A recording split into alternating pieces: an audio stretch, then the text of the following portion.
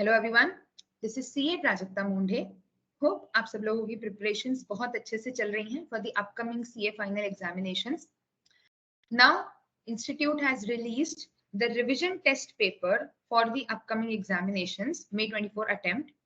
In this video, we are going to discuss the objective questions that have been given in the direct tax laws and international taxation for CA final May 24. तो जो भी सारे objective questions हमारी RTP में दिए हैं वो हम डिस्कस करेंगे along with detailed solutions and obviously the reasoning why that particular option is correct. MCQ is very important part of our syllabus now, so it becomes of utmost importance that you need to practice how to solve these case scenarios and how to like how much time to be given, how to analyze the questions, because एक ही answer होता है, step marking होती नहीं है. So कैसे हम कोशिश करें कि हमारा पूरा आंसर जो है वो सही आए, है ना. So that also we will be discussing that how to study the question or the case when we are going through the case, when we are reading the question basically in examination. So they have released this revision test paper. Already they have released statutory and judicial update for the May 24 attempt, which I have already uploaded a video some days back. So I'll share the link along with this video for that as well. तो जो आपका October 23 का study material का edition है वो plus statutory plus judicial update is your syllabus which is relevant for May 24 examination. And this RTP will be giving you some kind of practice questions. चलिए, so शुरुआत करते हैं. Case scenario 1. The following details pertain to Mr. Sahil and his best friend Mr. Akhil. Now, as expected, 206C1G उस पर question आने के पूरे chances हैं ही. As I always say in all of my videos that amendments or latest guidelines circulars are very important for the examination. 206C1G की जो guidelines आई हैं उससे रिलेटेड और सेक्शन में जो अमेंडमेंट्स हुए हैं ड्यूरिंग द ईयर उससे रिलेटेड क्वेश्चन है आपका. Let us start. मिस्टर साहिल और मिस्टर अखिल ने बाहर फॉरेन रेमिटेंसेस क्या क्या किए हैं वो इनको इंफॉर्मेशन दिया हुआ है. Keep the cut off date in mind, that is why I have written it over here कि कट ऑफ डेट है, रेट्स जो चेंज हुई है वो 1 अक्टूबर से चेंज हुई है ना. सितंबर तक पुरानी ही रेट्स चलेंगी and the amendment has been effect from 1 October 23. Amount remitted to elder son Arav, who is pursuing 2-year MBA program from Columbia University out of savings through HDFC Bank. ठीक है, एजुकेशन पर्पस के लिए दिया है लेकिन education loan नहीं लिया है, सेविंग्स से पैसे गए हैं. Authorised dealer through LRS. So basically 206C1G में दो कैटेगरी के सर्विसेज है, LRS and overseas tour programme, है ना. टू RBI, ठीक है. Towards tuition fees 3.5 lakh. Day to day expenses for study purposes, day-to-day expenses for study purposes 1,20,000. अलग अलग डेट्स पर पेमेंट्स हुए हैं, ठीक है. और एक्सिस बैंक से जो पेमेंट हुआ है वो लोन से हुआ है.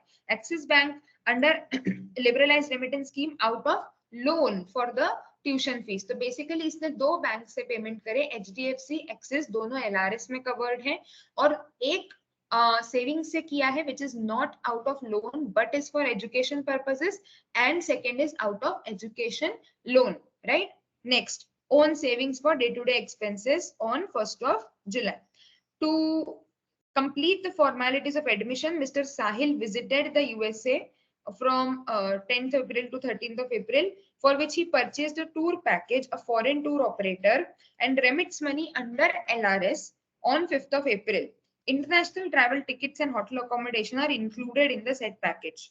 Mr. Sahil has furnished the undertakings and containing details of earlier remittances to the authorized dealers and furnish the PAN. Now, very important, first let us understand what is the section. फटाफट से एक short overview दे देती हूँ.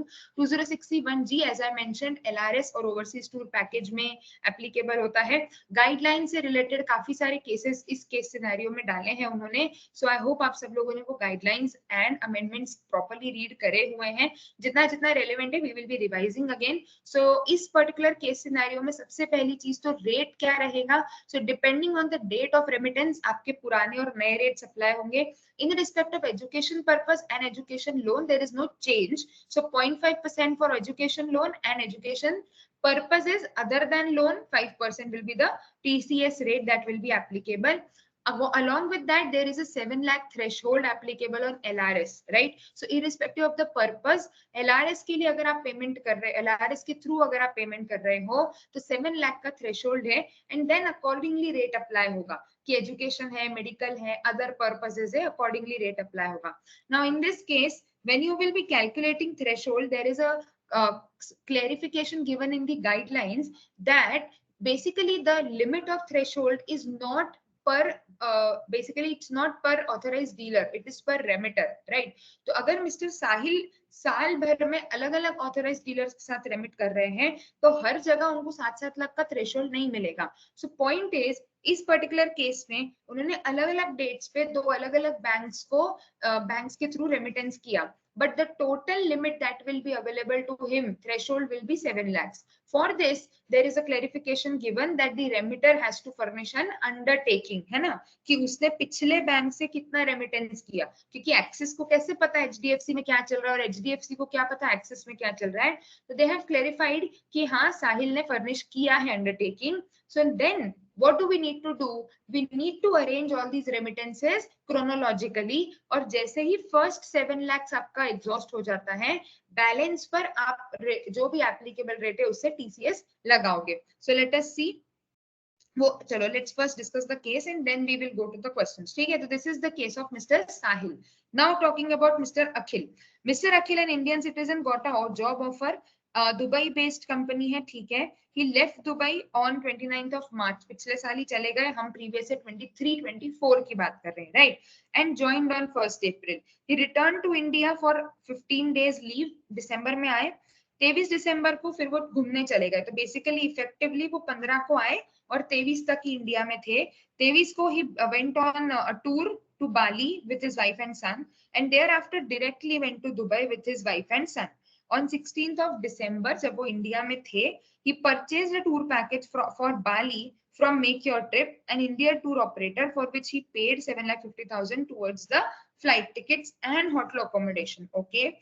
During financial year 23-24, he has business income from retail shop in India and interest on fixed deposit and saving account with Canara Bank of 1,20,000 and 8,000 respectively. ठीक है, तो ये income जो है वो इंडिया में अक्रू हो रही है. He is not liable to pay any tax in Dubai. So he is not liable to pay any tax in Dubai. Now assuming 1 AED is equals to 23 rupees. ठीक है. Given from the information given above, choose the most appropriate answer. So when we take an overview of Mr. Akhil's situation, अखिल जो है उनको job offer मिली, वो इस साल भर almost hardly 9 से 10 दिन इंडिया में रहे. So technically he is a non resident of India for the relevant year under consideration. So let us see what are the questions and let us answer accordingly that what TCS shall be applicable on both of the assessees. Question number 1, is HDFC required to collect tax at source on the amount remitted by Mr. Sahil? What is the amount of tax to be collected? Now HDFC के case में जो remittance हुआ है वो saving में से हुआ है, मतलब अगर अप्लीकेबल होता भी है तो 5% का रेट लगेगा, because there is no education loan. So here I have arranged all the remittances date wise. अब अगर आप देखोगे तो मई से शुरू होता है हमारा. मई में HDFC से आपने रेमिट किया 1,20,000, देन एक्सिस से आपने 1 जुलाई को रेमिट किया 1,50,000, फिर HDFC 5 July, HDFC September, axis October, HDFC January and Axis January. This is the whole remittance which you have done under LRS, and if we consider it date wise.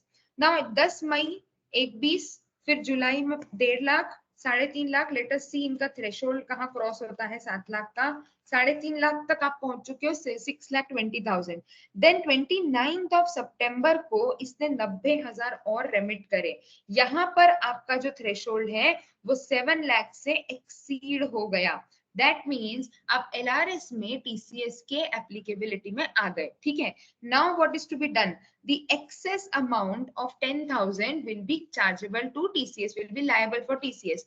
HDFC से आप जो remittance कर रहे हो वो remittance आपका saving से है, इसीलिए 5% पे मैंने टैक्स लगाया.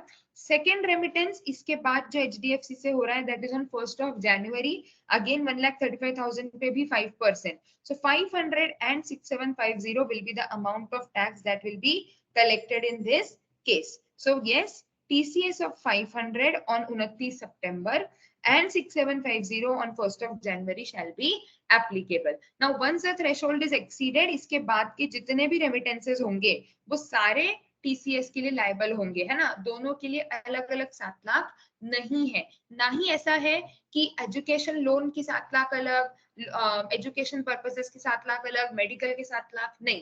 That is a common threshold, combined threshold. तो जैसे ही ये 7 लाख एक्सीड हो गए, 29 सितंबर एंड ऑनवर्ड्स जितने भी रेमिटेंसेस होंगे वो टीसीएस में कवर हो जाएंगे, है ना.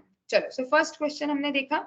सेकेंड केस, सेकेंड क्वेश्चन क्या दिया है? Is Axis Bank required to collect TCS on the amount remitted? Yes, again Axis Bank is also required to collect TCS after the threshold has been crossed.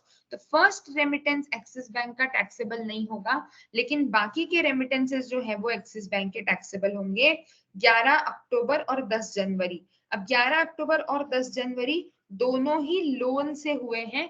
That means rate will be 0.5%. तो हमारे जितने भी remittances उसके बाद हुए उन पर अगर हम 0.5% से टीसीएस निकालते हैं, बोथ आर 3,50,000, 3,50,000. यस, तो दोनों पर आप लगाओगे 0.5% सो 0.5% लगाकर 1750 is the TCS that is to be collected. So answer would be yes, 1750 on 11 October and 1750 on 10 January. Okay, I hope it is clear. हमने पहले थ्रेशोल्ड देखा. थ्रेशोल्ड एग्जॉस्ट होने के बाद हमने ये देखा कि ultimately what is the rate that will be applicable, है ना. रेट कौन सा लगेगा, that depends on the purpose for which the remittance is made. Also one more point to be kept in mind, जैसा मैंने शुरू में बोला, डेट इज वेरी इंपॉर्टेंट. मैं हर बार बोलती हूँ, जो भी अमेंडमेंट, जो भी सेक्शन साल के बीच में आता है एग्जाम में, वो पक्का आपको डेट के बेसिस पर टेस्ट करने की कोशिश करेंगे. उसकी प्रोबेबिलिटी काफी ज्यादा है. So whenever you are calculating TCS, pay attention to the dates. यहाँ पर हमने क्यों नहीं ध्यान दिया है, यहाँ पर हमने क्यों अलग अलग नहीं कैलकुलेट किया, before October, after October? Because in case of education, medical and education loan, there is no change in the rate. However, apart from that, any other purpose under LRS, yes, there is a rate change, and in overseas tour package also there is a rate change. So we need to pay attention to the date. Okay, चलो. साहिल ने USA package खरीदा था, क्या उस पे TCS होगा? सो साहिल ने जो टूर पैकेज खरीदा है उसमें दोनों चीजें इंक्लूडेड है, travel plus stay. So whenever you are dealing with overseas tour package, again एक क्लेरिफिकेशन दिया हुआ है, आपके ओवरसीज टूर पैकेज में स्टे और सिर्फ अगर स्टे की टिकट्स खरीद रहे हो या सिर्फ अगर ट्रैवल की टिकट्स खरीद रहे हो तो उसको ओवरसीज टूर पैकेज नहीं कहा जाएगा, क्योंकि यहाँ पर दोनों चीजें हैं, hotel accommodation and international travel tickets. It will be covered under a tour operator or foreign overseas tour package and therefore liable to TCS. In case of overseas tour package, there is no threshold. Matlab, it is TCS is applicable since the first remittance.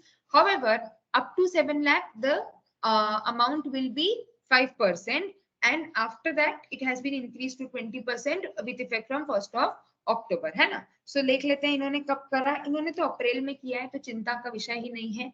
अप्रैल में किया है, before amendment है, सीधे सीधे 5% लगा दो.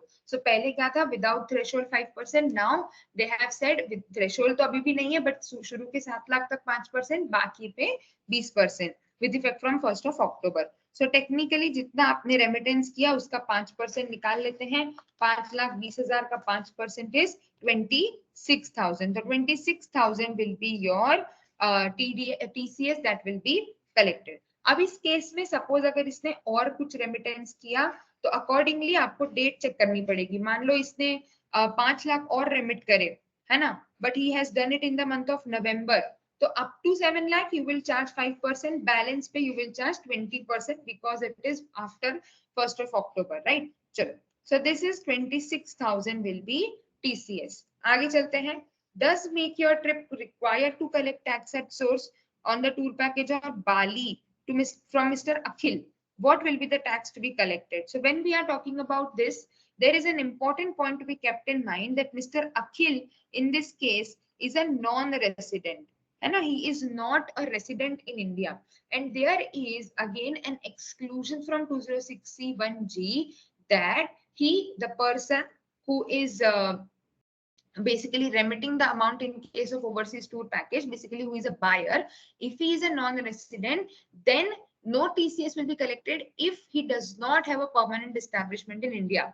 So assuming that PE condition is satisfied in this case, given the other information to us, उसकी जो income है वो हमको दे रखी है, so let us if we consider that PE condition is not satisfied, in case of NR the TCS shall not be applicable. So basis the solution which they have given in that this particular MCQ, no tax is to be required to be collected. That means that being a non-resident, assuming that there is no PE in India, permanent establishment of that non-resident in India, no tax is required to be collected at source. However, अगर होता PE establish हो जाता है तो फिर TCS apply होगा at the applicable percent, that is 5% or 20% as the case may be. Okay, basis on the limit and the dates. So ultimately इसको हम क्या बोलेंगे, non resident है तो it is not required to collect tax assuming the PE condition is fulfilled.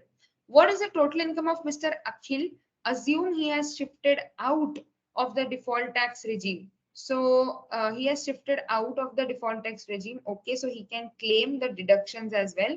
बहुत ज्यादा कुछ income दी नहीं है वैसे इसकी, 4,20,000 का इसको ये रिटेल शॉप से कुछ तो इनकम होती है, देन 1,20,000 का इसको एफडी इंटरेस्ट है, क्वेश्चन में कुछ लिखा नहीं है, एंड स्पेसिफिकली वैसे भी वो ATTTB is only for resident senior citizens, तो ये लगेगा भी नहीं, TTA अलाउड हो जाएगा, तो 5,48,000 की इसकी इनकम आ रही है, और 5,48,000 में से because he is outside the purview of 115 BAC आप TTA का डिडक्शन भी दे दोगे, so 8,000 माइनस करके your total income comes to 5,40,000 है ना. So let us see if it is correct. Yes, so the answer is 5,40,000. Lastly, what would be the amount of tax liability that is in the most beneficial manner? Now this is a very important point because we need to calculate it from the both perspectives है ना. तो पहले हमारे पास income है already available 5,40,000 इसकी क्या बोलते हैं ओल्ड रेजिम की, तो उससे निकाल लेते हैं. ओल्ड रेजिम के क्या क्या हमारे थ्रेशोल्ड से मतलब लिमिट्स थी, 0 से लेके 2.5 लाख तक निल, 2.5 से लेके 5 लाख तक, then you have basically 5%, then 5 to 10 20%, more than 10 it is 30% है ना. हमारी इनकम है 5,40,000. सो वी विल कैलकुलेट 0 से लेके 2.5 लाख तक, 2.5 लाख निल, 2.5 लाख के बाद next 2,50,000 is 5% and balance is 20%. So let us calculate plus 4%. So this will be our amount, that is 21320 है ना. So the amount that you have to pay basically as per your old regime is 21320 and no rebate is available. Why? Because he is not a resident. Rebate is available only to residents individuals. Okay, तो यहाँ पर वैसे भी limit available नहीं होगी क्योंकि 5 लाख के ऊपर चला गया, बट अगर वो 5 लाख के अंदर भी होता तो भी रिबेट नहीं मिलती. Talking about in case of new regime 115 BAC, उसको ATTTA का डिडक्शन नहीं मिलेगा, तो 5,48,000 पर आप टैक्स निकालोगे. स्लैब इज 0 से 3 लाख निल, 3 से 6 5, तो हम 3 से 6 में आ रहे हैं. 5,48,000 में से मैंने 3 लाख हटाया, 5% लगाया, 12,400 प्लस 4%, 12,896. Now again आप लोगों को याद होगा न्यू रेजिम में द रिबेट इज 7 लाख, मतलब the limit for rebate under 87A is 7 lakh. 7 lakh तक आप रिबेट क्लेम कर सकते हो, एंड टेक्निकली अगर आपका स्लैब रेट से टैक्सेशन हो रहा है तो 7 लाख तक आपको टैक्स नहीं लगेगा if you have income up to 7 lakhs. But in this case, the person is a non-resident, again as explained, not eligible for rebate. Therefore, पूरे पर टैक्स देना पड़ेगा. So इतना टैक्स आएगा प्लस सरचार्ज, सरचार्ज नहीं, cess लगा करके आपका टैक्स आता है 12,900 है ना. So this is the amount that is to be charged. So let us check the whole cases. So we understood कि LRS और इस सब पे TCS कैसे होगा, and accordingly what will be the amount that will be collected basis on the basis on the nature of remittance that the person is making है ना. चलो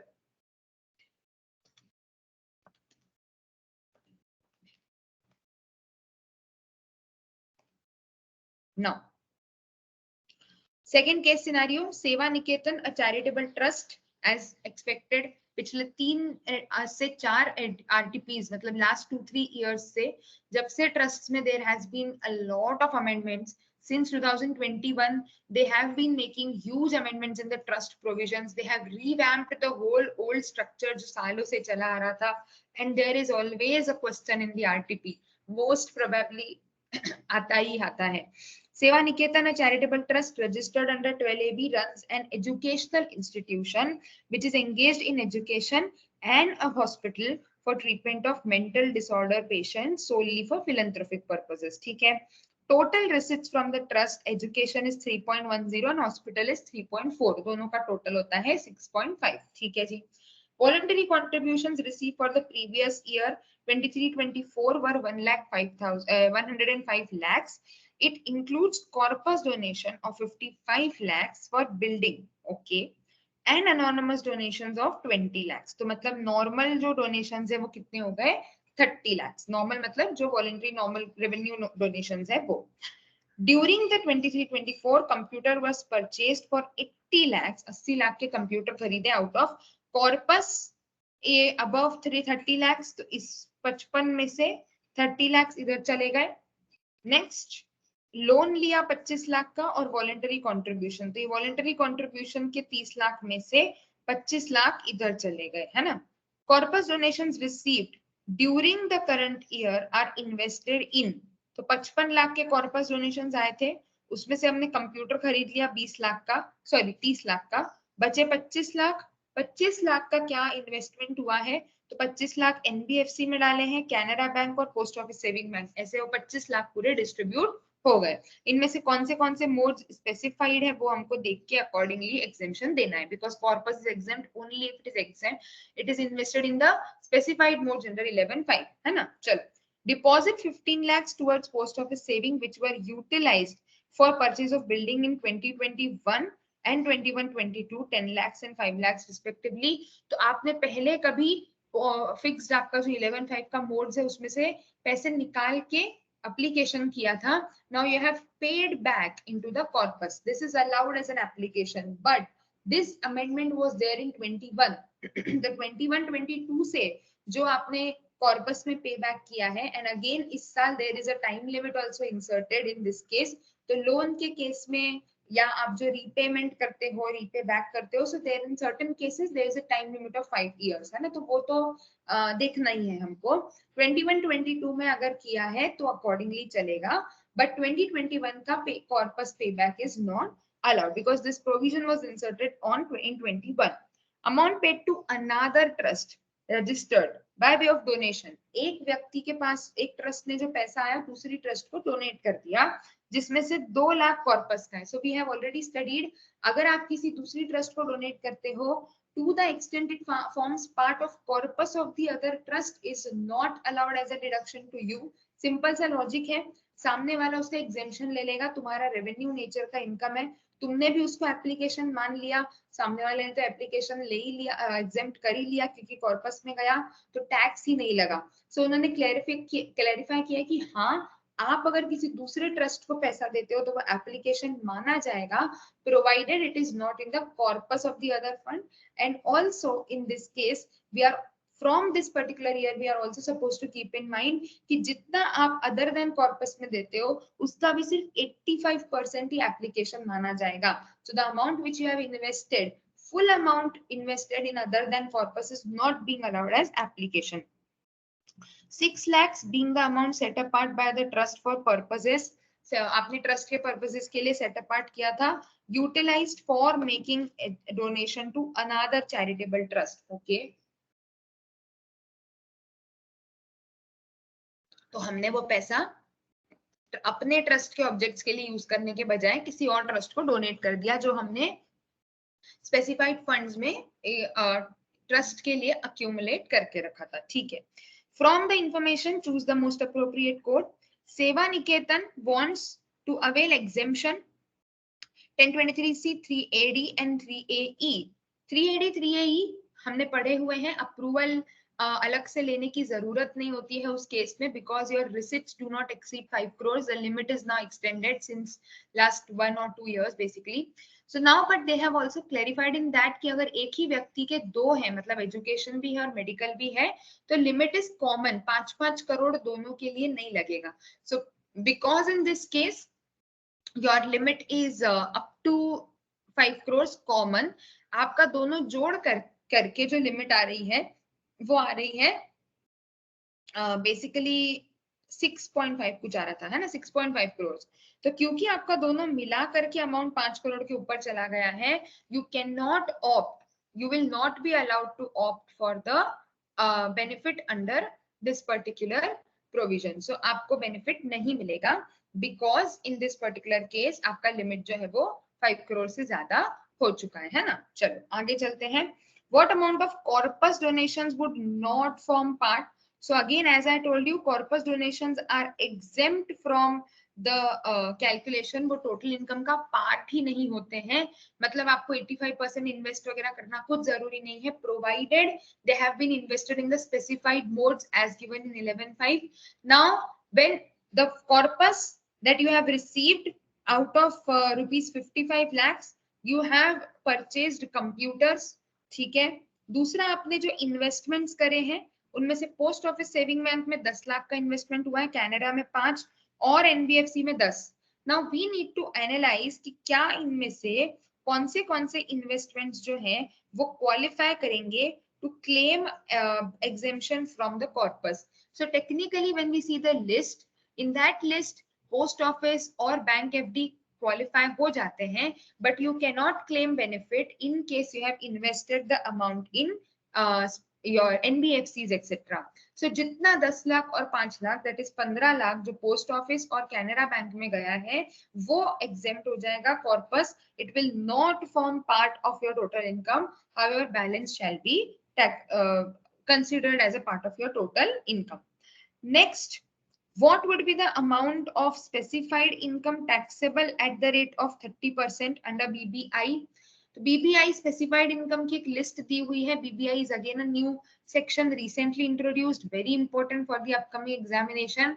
BBI में उन्होंने जो जो कंडीशंस दिए हैं उनमें से हमारे केस में जो अप्लाई हो रहा है, सो पहला, जितना कॉर्पस आपको मिला और उसमें से जितना आपने स्पेसिफाइड मोड्स में इन्वेस्ट किया, बाकी का छोड़ करके आपका जो अमाउंट है will be considered as specified income taxable at the rate of 30% under BBI. So 55 lakh का कॉर्पस था, 15 ही स्पेसिफाइड मोड्स में आपने इन्वेस्ट किया, 40 स्पेसिफाइड इनकम हो गई. एंड ऑल्सो ये जो 6 लाख हमारे पुराना पैसा था जो हमने accumulate करके रखा था, but now we have donated it to some other trust, which is again prohibition. आपने उस पर्टिकुलर सेक्शन के प्रोविजंस को फॉलो नहीं किया. वो बोलते हैं एक सर्टेन पीरियड तक आपको उसको रखना है और अपने ही बिजनेस के लिए यूज करना है. We have donated it to some other person is not allowed as benefit. So in this case, both those amounts related to corpus shall be specified income. 46 lakhs will be the specified income under BBI, which will be taxable at the rate of 30%. Okay, so that is how you calculate that. And moving on to the next MCQ. Question number 10. What amount would be considered as application? Very, very important. Very, very important. For the 23-24, excluding unconditional accumulation, assuming he has fulfilled all the relevant conditions under 12A, क्या क्या application में आएगा? तो सबसे पहले शुरू करते हैं. आपने जो जो खर्चे करे, क्योंकि हम एप्लीकेशन देख रहे हैं तो हम क्या देखेंगे, जो जो खर्चे अलाउड हैं. सो हमने जो कंप्यूटर खरीदा उसमें से 30 लाख तो कॉर्पस से आ गया. देन हमने लोन से लिया है, तो लोन जब लेते हैं तब एप्लीकेशन नहीं होता. लोन से कोई भी खर्चा किया तो वो एप्लीकेशन नहीं है, लेकिन जब आप लोन रीपे करोगे तब वो एप्लीकेशन है. तो ये 25 लाख भी नहीं आएंगे. वॉलेंटरी कॉन्ट्रीब्यूशन से अपन ने 25 लाख इन्वेस्ट करे, that is considered as an application, plus the amount which we have paid back to the corpus from our current year's income will be considered as application. But as I mentioned, 21-22 का लिया जाएगा सिर्फ, because वो provision 2021 में exist नहीं करता था. तो 21-22 का 5 lakhs, this will again be calculated as an application. Also, the amount which you have donated to other trusts other than by way of corpus is allowed as application, but from this assessment year there is an amendment कि सिर्फ 85% ही उसका अपने contribution में आएगा. इसका logic है simple कि सामने वाली ट्रस्ट भी तो 15% का डीम्ड एक्यूमुलेशन क्लेम करेगी ही, तो तुम जो पेमेंट कर रहे हो उसमें से तुमको सिर्फ उतने का ही डिडक्शन मिलेगा जितना सामने वाली टैक्सेबल इनकम में ऑफर कर रही है ट्रस्ट. तो 85% will be allowed, that is 6,80,000. तो इन सबको अगर हम ऐड कर देते हैं, हमारा 6,80,000 plus 25 plus 5 that is 30 lakhs. Your total application in this case comes to 36.80 lakhs, like 36 lakhs 80,000. Okay, this is what you have to keep in mind. How to calculate application is very, very important. Last illustration or last MCQ of this case scenario. Seva Niketan claims anonymous donations are not taxed. Is this valid? नहीं, it's not valid. Anonymous donations are taxed. Religious वगैरह entities जो होती हैं उनको छोड़कर कोई exemption नहीं है. If not determine the tax, तो बनता है BBC. Anonymous donation में there is a limit. 5% of total donations or rupees 1 lakh, whichever is higher. So whatever donations, total donations you have received, that is 5,25,000. We can calculate it ऊपर से. So जितना भी आपको total donations receive हुआ है, उस पूरे total donations का आप क्या करोगे? You will calculate that of that particular amount 5%, है ना? So total amount donated 105 lakhs, उसका 5% is 5.25 lakhs or 1 lakh, whichever is higher. So 5% of total is 5.25, 1 lakh whichever is higher. So 5.25 का आपको जो है वो exemption मिल जाएगा, benefit मिल जाएगा. Total anonymous donations आपको receive हुए हैं यही था ना, हाँ 20 लाख. 20 लाख का अनोनिमस डोनेशन आपको रिसीव हुआ है, जिसमें से 5.25 एग्जेम्प्ट है. 5,25,000, okay, 14,75,000 and the tax is calculated at a flat rate of 30%. So 442,500 will be the tax rate that will be applicable in will be the tax amount that will be applicable. So in this case we discussed the different points of trust exemptions. Corpus में कब exempt होगा, कब आपको application माना जाएगा, कब आपको BBC में जाएगा, बीबीआई में जाएगा, वो आपको सब ध्यान रखना है ना. So going forward, let's go to the other MCQs. There are only 2 MCQs. 12th, ABC Bank provides the following information for cash withdrawals. Again there is an amendment in this case. Mostly मैंने जैसा मैं हमेशा बताती हूँ आपको, आपके जो RTP होती है उसमें मोस्टली अमेंडमेंट बेस्ड ही केसेस आते हैं. 194 एंड में द लिमिट इफ द विड्रॉअर जो विड्रॉ कर रहा है वो कोऑपरेटिव सोसाइटी है तो the limit is extended to 3 crore, है ना. तो 3 करोड़ तक there is no applicability and if they do not file return then 20 lakh से 3 crore and then rates will increase, है ना. अर्जुन का सेविंग अकाउंट है, XYZ कोऑपरेटिव सोसाइटी है, अलग अलग डेट्स दी हुई है. Cooperative society regularly files his return. However, Arjun has not filed his return of income. Cash withdrawal, क्या उस पे TDS लगेगा? 194N. देखें, अर्जुन जी जो है वो रिटर्न नहीं फाइल करते तो इनके लिए लिमिट हो जाएगी 20 लाख. 20 लाख से 1 करोड़ तक के विड्रॉल्स पर इनके हाथ में जो TDS लगेगा दैट विल बी 2% एंड उससे ऊपर excess will be 5%. So 20 lakh plus 25 lakh plus 35 lakh plus 25 lakh, total withdrawal is 1 crore 50 lakh. Now sorry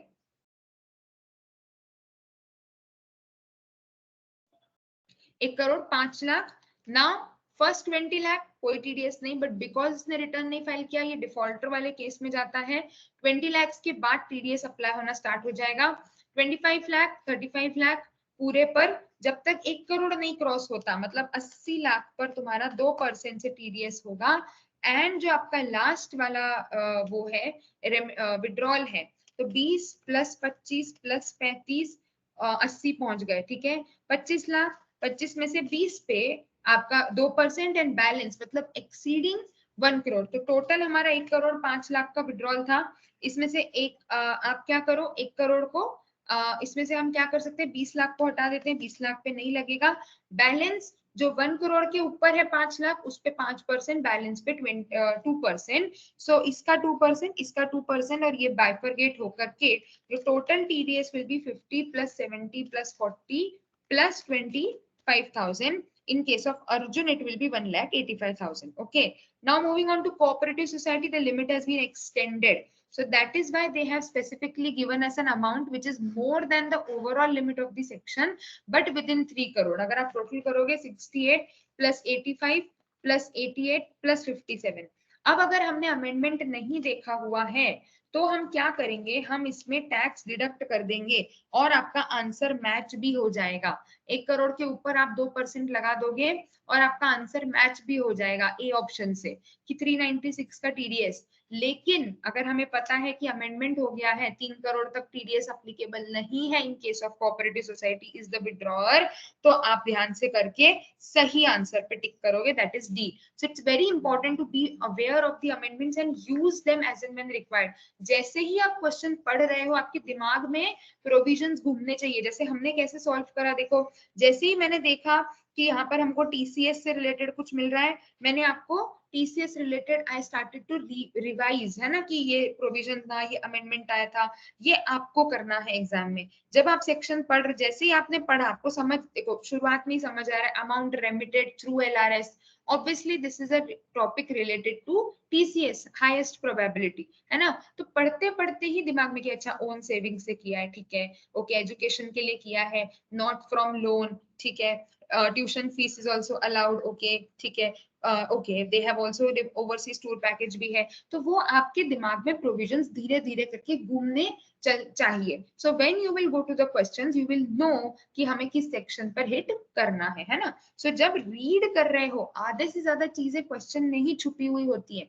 Reading is very important, and as we all say in specifically in case of taxation, reading between the lines is very important. जो लिखा है और जो नहीं लिखा है वो भी हमें पढ़ना है. So very important to keep in mind that going through the question carefully is very important. So similarly हमने ट्रस्ट में भी वैसे किया, पढ़ते पढ़ते हम रिवाइज करते गए कि 85% मिलेगा, कॉर्पस में है तो एक्सेम्पशन तभी मिलेगा जब वो स्पेसिफाइड मोड्स में इन्वेस्टेड है. अकॉर्डिंगली आपको सॉल्व करने में इजी होगा. लास्ट MCQ थ्योरी है, just take it once. Blossom Tea Garden, a tea estate, Assam received 23 lakhs as compensation from insurance company for severe damage due to hailstorm. Blossom Tea Estate is of the view that it is agricultural income and will not be taxable. क्या वो सही बोल रहा है? Yes, the contention is correct because in that particular case कोई manufacturing income नहीं है, तो जो हम अपोर्शन करते हैं बिजनेस और वो वाली चीज वो यहाँ पर अप्लाई नहीं होगी, पूरा पूरा कंपनसेशन एग्रीकल्चर नेचर का ही माना जाएगा. So this is what has been given in the MCQ part of CA final RTP.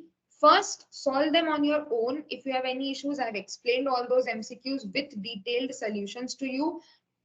Irrespective of this, if you have any doubts relating to the RTP or relating to any other like concept, feel free to connect, feel free to discuss. All the very best for your examinations. Do well, and in case of any issues, feel free to contact.